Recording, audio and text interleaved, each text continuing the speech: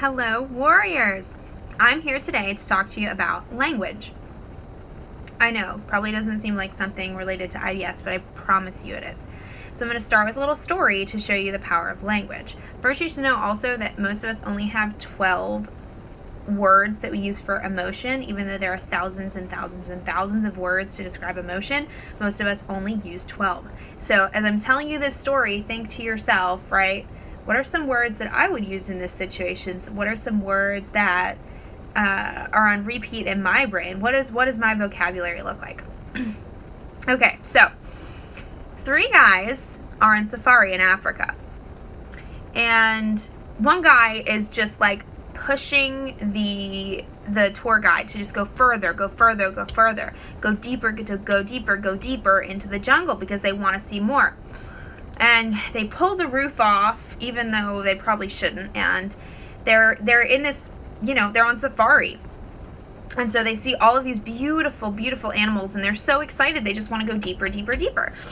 And so right as the tour guide finally hits on the brakes and is like, okay, we really need to go back now to safety before dark, the tire blows out. And now it's dark.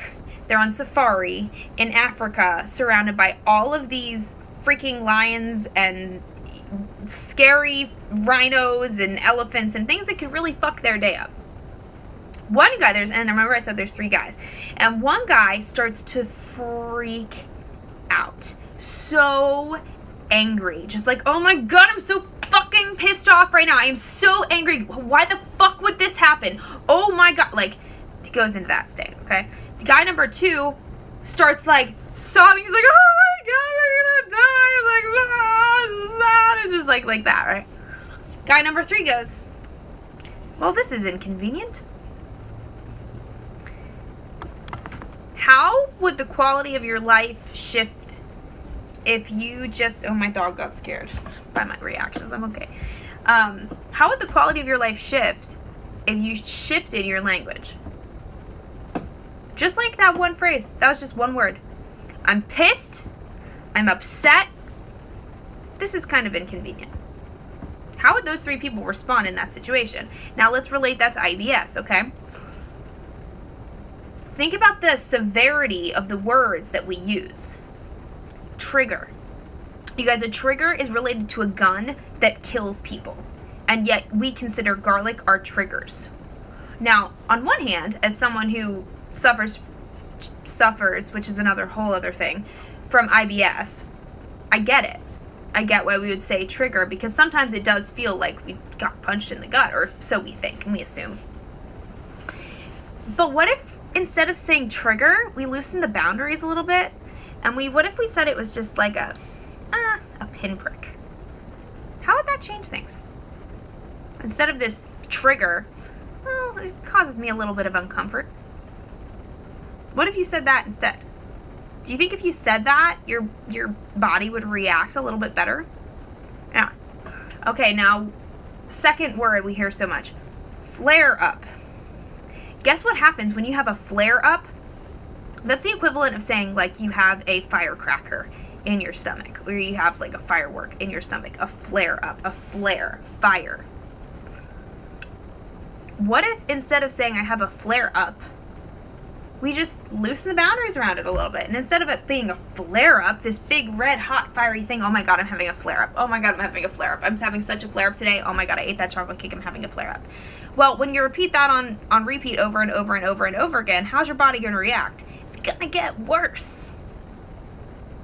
So instead of saying, I'm having a flare-up, what if we just said, a little bit irritated. My gut's a little bit irritated. But you know what? Oh, it's just an irritation. We can cool an irritation pretty quick. It's a lot easier to cool an irritation with some peppermint than it is to frickin' put out a flare. Right? So do you feel like the difference in those few little words? And I'm just noticing more and more, we attach such a feeling to that words, even if your trigger or your flare-up really isn't that bad. When you say trigger or flare-up, it gets worse. So I'm curious to see, what are those words for you? Because those are, hey Natasha, those are the ones that I hear most often. Those are the ones that I hear most often in our community. Trigger, flare-up, related to a gun, related to a flare. Really violent things. And I know that sometimes it feels like that, and I get that, and I'm totally empathetic to that. But sometimes it doesn't, and sometimes we just use those words because those are the words that we know, and those are the words that we associate. So think about it for a second, and comment below, what are the typical words that you use to describe your IBS, whether you're having a bad day or a good day or an iffy day? Because there's probably not many. There's probably only a few. And then how can you loosen the boundaries around them? So it's really not that bad. Because if you can get this in sync, you guys, if you can loosen up the boundaries a little bit, get this in sync, this is going to start to feel better. That's just how it works, right? That mind-gut connection, we always talk about it as a bad thing. Like, oh man, the mind-gut connection. My anxiety, man, exacerbates my IBS. My IBS exacerbates my mind, and it's just this cycle. The beautiful thing is, you guys, you can use that positively. It's not always a negative thing. You can use that really powerfully. You can say, you can use your mind and say, man, my mind is so in tune, my body's going to feel great. Oh, my body's so great, it's going to feel in tune. You can use that in a really positive way. So, hey, Sophia said, I called my bath episode yesterday a water park in the bathroom. That's kind of funny, which is another really great way to loosen up the boundaries. If you can strike a bit of humor in it.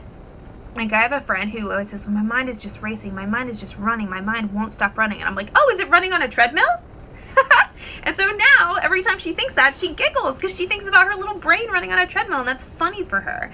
So kind of in the same way of saying, like, oh, it was a water park in the bathroom. You can definitely loosen it up with humor. You can even say, like, I don't know which end your water park was coming out of because I've been there, but kind of along that same lines, you could just say, like, oh, I'm a fountain. My body is turning into a fountain. How beautiful. It gets to heal me. My body's doing exactly what it needs to heal me. Okay? So I hope this is awesome and helpful for you guys. I'm excited to come back and keep reading these comments. So please, if you're watching the replay of this, interact, send me a message, let me know how you're going to loosen the boundaries around your own language, because I promise it can be super powerful for you. All right, I love you, my warriors. I will talk to you soon. Bye.